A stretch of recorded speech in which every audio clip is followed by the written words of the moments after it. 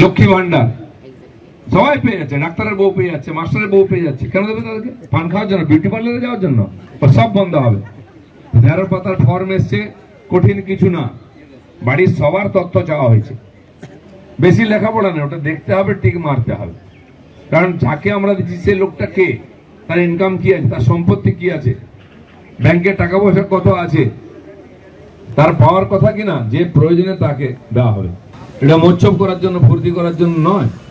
পুরুষরা কি করে লক্ষ্মী ভান্ডার পায়?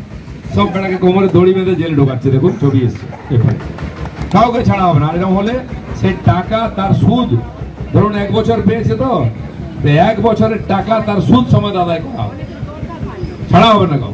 এই যে ফর্ম ফিল আপ করা হচ্ছে, চলবে 3 মাস, ভয় করবেন না। সবে এসছে ফর্ম, শুরু হয়ে যাবে, নাম আসতে থাকবে। যারা 2 নম্বরই করে পেয়েছে বাদ যাবে, সেই জায়গায় যারা পায়নি এরকম যোগ্য তাদেরকে দেওয়া হবে।